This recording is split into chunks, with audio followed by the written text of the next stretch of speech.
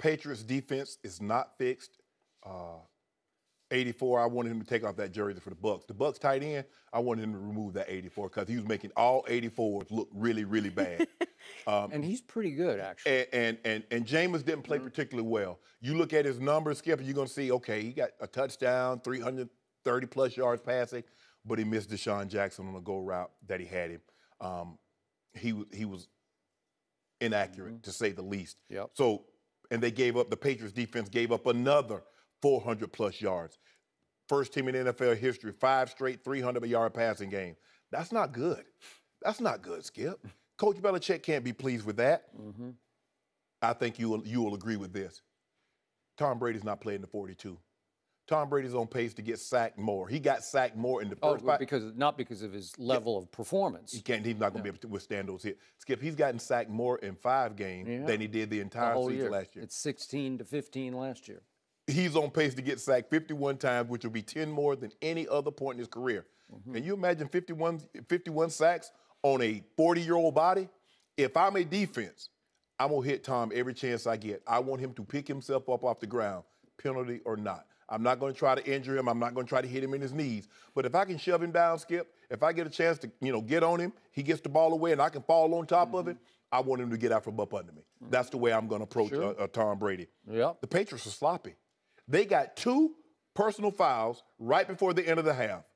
They got on a 4th and 3. The guy jumped offside. Brandon Bolden, who's a veteran special teamer, special team player. If that was any other coach other than Coach Belichick, we would have said he doesn't have a control of his team. Yeah. Look at all those mistakes they're making. Agree. Yeah. So this is not we're not used to seeing his defenses, especially he's big on special teams. We're not used to seeing them playing this bad, Skip. Not for this long a period. And the Bucs were, what am I supposed to take? I mean, the Bucs were down like 3 of their best players on defense. They were very simplistic in their approach. They were basically just lining up in it. Okay, here we are, Tom. We're playing an over front. We're playing cover 2. We're playing 2-man. We're playing cover 4. That's it. You got to. I understand that you're undermanned on the defensive side of the football, but you got to disguise at some point in time. You just can't let Tom Brady come up to the line of scrimmage. Oh, they're in what we thought they were going to be in. Set hut, and they snapped the ball. You got to give them a different look, Skip. I'm still not convinced that the Patriots defense has got this corrected, and their offensive line is going to have to get a lot better if Tom Brady is to finish the season, because he's taking some shots last night. And what we saw, Skip, the ball is starting to come out once he goes down. Well, it did once late in the game, 3 minutes left. He got rocked last night. He's going to be a sore young man, quote unquote, right? Sore 40-year-old man this morning. So I picked the New England Patriots to go win another Super Bowl. And my takeaway after watching a really weird Thursday night football game that took all kinds of twists and turns when you least expected it, I was far more discouraged by the Patriots' performance than encouraged. Yes. There were moments to be encouraged. Correct. But my final takeaway is big discouraged on what I saw last night. Okay. Tom Brady, for much of that game, was extraordinary because they could not protect him, which shocked me. This is a defense that had 1 sack. One sack. And it had by far the fewest quarterback pressures in the NFL going into this game. Correct. And then all of a sudden, that line can't protect that quarterback against that team? Seriously? Right. I was just in shock from the start. They couldn't protect. And listen, I got to say this about Tom Brady. He gets dismissed for his unathletic self because of that all-time ugly 40 he ran at the Combine. He's a ballet dancer in the pocket, just with his pocket feet. Just avoiding here, avoiding there, move quick here to get rid of there. He was under fire from the start, and he went 30 of 40 throwing to 2 previously undrafted free agent receivers. They came out of college. They didn't get drafted. Danny Amendola, Hogan, 7-11, right? But he's from nowhere, right? So he threw 8 balls to Amendola last night, who caught 8 balls. That's incredible. There's no Gronkowski. There's no Edelman. There's no Malcolm Mitchell. And he's still, and you can say it's dinking and dunking. He threw a couple balls upfield. Yeah.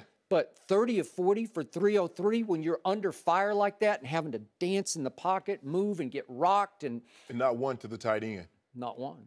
Well, what tight end, right? Well, Dwayne Allen was a first-round pick, Skip. Well, I guess. They traded for him, so obviously. Well, I never did like him. When he was always thrown in with the crop of, free agents they signed, I was like, really? Dwayne Allen? Like, I didn't care. I thought he was more of a blocking tight end. But Tom Brady, that was another masterpiece-style game, except for the bookend plays.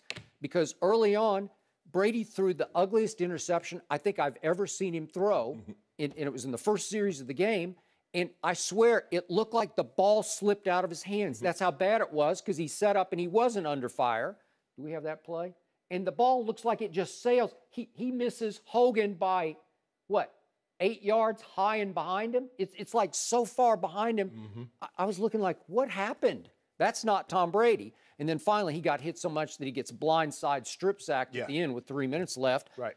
Okay, well, he is human. That's going to happen every once in a while. And then let's look at the defense. So for a while I'm thinking, okay, they finally figured it out because they just came out and they said, Gilmore, you got Mike Evans. No more of this cover 2, cover 4, cover 6, whatever we're going to cover. No more zone. You got him. Right. And Malcolm, you got Deshaun, Malcolm Butler. Just take him. Right. Straight up, no communication issues. It's just your guy. You got him everywhere. And for 3 quarters, it really worked because Jameis Winston, well, I say it really worked, Jameis Winston had 109 yards passing through 3 quarters. Well, guess what? To your point, Jameis Winston was awful. How many receivers did he miss for the first 3 quarters? Like the classic one was he had Deshaun gone. Yeah. It's just gone. It's 6, man. Yeah. And he misses him by 5 yards long, and they seem to have no real rapport, chemistry, wavelength. It's just bad. It's just bad football. Yeah. Here's some of Jameis's off-target throw. There's the one to Deshaun. You just can't miss that throw if you're a big-time quarterback. No. And I'm a big Jameis fan, as you know. I have been from the start pre-draft. And all of a sudden, 4th quarter comes, and Jameis he's got clutch gene. Yes. He starts to lock in and starts to connect. And he throws in the 4th quarter for 225 against the Patriots. And it was the 3rd most 4th quarter yards any quarterback in the Belichick Patriot era has thrown for in the 4th quarter. And I looked up the other 2. Roethlisberger threw for 264 in a game that was straight garbage time in 2010. It was at Pittsburgh. And it was 23-3 going to the 4th quarter, and then it wound up 39-26. So it's a garbage time. It's just like, let it fly, okay? And then Dan Orlovsky threw for 240 in a game that was 31-3 after 3 quarters. The year Peyton Manning was injured and Orlovsky was playing for the Colts. Okay, but it's garbage time. Yes, okay? absolutely. This was not garbage time. This was 16-7 Patriots going to the 4th quarter. And he does that to your 225? Right. And Brait he hits him right in the breadbasket, and he drops it in the end zone. And then Jameis ran for a score that would have been huge, obviously. And then we haven't mentioned this, my favorite pet peeve. Your guy. Huh? I thought you liked him. Who?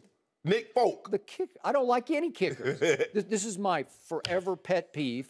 I can't believe that all these great athletes are on a football field on Thursday night. They got a solo platform. We're all watching.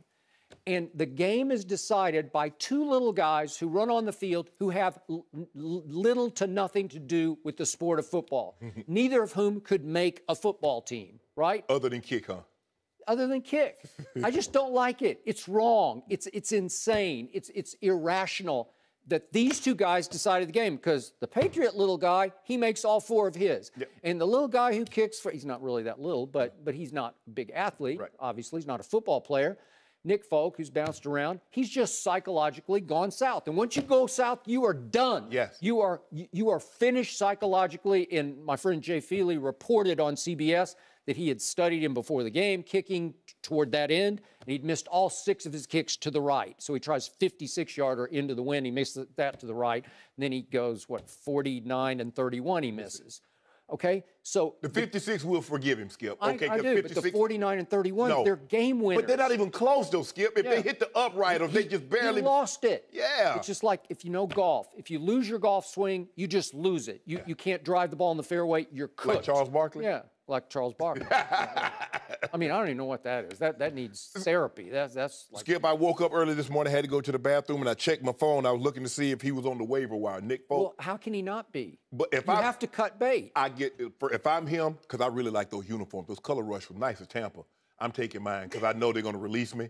I'm wearing my uniform home. I'm getting all my stuff. Just go ahead and mail me my check. You don't have to think how cursed they are. They draft Aguayo in the second round? Yes. Oh, yeah. And then he just turns into, he goes from the best college kicker to the worst NFL Maybe the best college kicker ever. That's what I'm saying. He was the best ever. Yes. And then once you lose it mentally and the demons get in the back of your mind, down in your psyche, and they start to gnaw at you, then you're done. Yeah, it's hard. So now you got to go find another one of those guys. Yeah. Recycle somebody else. Bring somebody else in. Yeah, Skip. That was. I mean, he was bad because. If he just makes the next two, guess what? Let's see. 6 plus 14 equals 20 to 19. You win the game. Or if Brate catches the ball. Now Tom has to go. A field goal doesn't tie you. He needs a touchdown to beat you. Yeah. Yeah, Tampa. That's they got to get a kicker because I know, Skip, you don't like them. You don't look at them as being athletes. But sometimes you have to get in field goal. I can't change the rules. So if I own a pro football team or manage one. Yeah. I'm gonna draft one in the first round. No. Well, I am. I need a guy. I need Sebastian Janikowski. I need somebody who's going to change my life. No. Because he's going to win and lose a whole bunch of games for me. Yeah, but you can get Adam Vinatieri like as a free agent. Okay. And so he might be one. He's probably the greatest. You just got to luck into it. And hope that he keeps his head on his shoulders. If you really think about it, you got to look into every player you draft. Because if you think you're going to go in the 6th round and get Tom Brady every time, you're wrong. If you think draft the #1 overall, ask Jamarcus Russell how that worked out for you. Yeah. Ask those guys like Akili Smith being top 5 picks and Ryan Leaf, who comes on with us from time to time. You never know. There's a little luck involved, but kicking is just such a technical thing.